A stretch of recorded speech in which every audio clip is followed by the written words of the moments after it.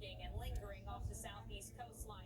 European forecast model, similar to the GFS in the short term. It does keep this over the Gulf a little bit longer, so notice more northward motion before eventually crossing over into North Florida, up towards the Big Bend area, whereas the GFS hooks it to the right a little bit sooner. Still, the European does bring this off then to the coast of the southeast U.S., does bring us high rain chances in these areas. And actually, Colleen, we look at the flash flood potential over Florida, some of the rainfall amounts that are coming. These numbers are actually higher across the southeast because the motion will be slowed at that point.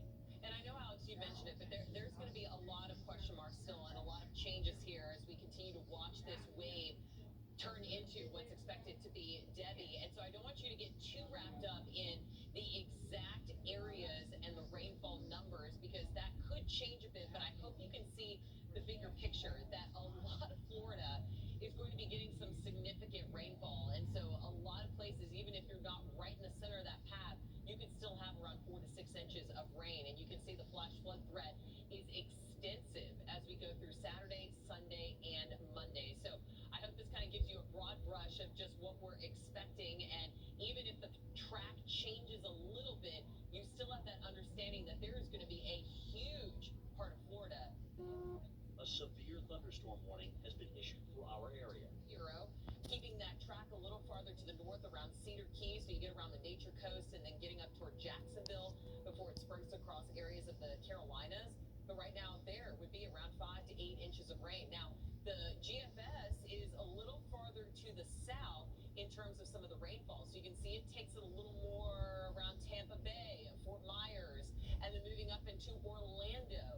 So again, a significant difference from Jacksonville to a place like Orlando. But again, even if the track is farther south, a place like Jacksonville would still be looking at 2 to 4 inches of rain. So again, I don't want you to get too caught up in some of these specifics, but I hope it just gives you a big picture of the threats. And rain is going to be the name of the game with this next system, especially if it starts to slow down and it doesn't really develop much, or develop quickly, I should say, across areas of the Gulf. And so if it's a slow mover, that poses an even bigger rain threat.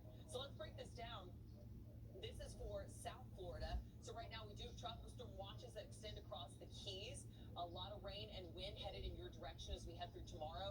And then as early as tomorrow, we'll be looking at those tropical storm-like conditions coming into places around the Everglades. Miami, you're going to be on the east side. We're going to be more focused on the western coast of Florida for the heavy rainfall.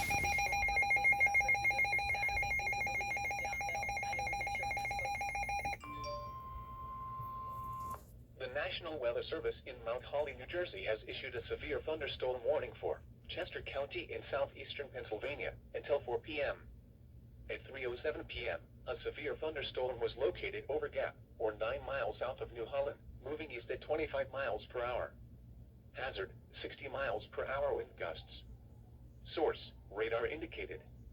Impact, damage to roofs, siding, trees, and power lines is possible.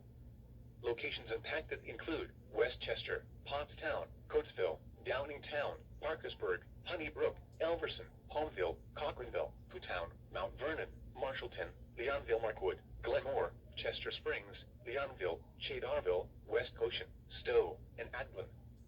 This includes Pennsylvania Turnpike between mile markers 300 and 317. For your protection, move to an interior room on the lowest floor of a building. Repeating, a severe thunderstorm warning has been issued until 4 p.m. for the following county: Chester, Pennsylvania.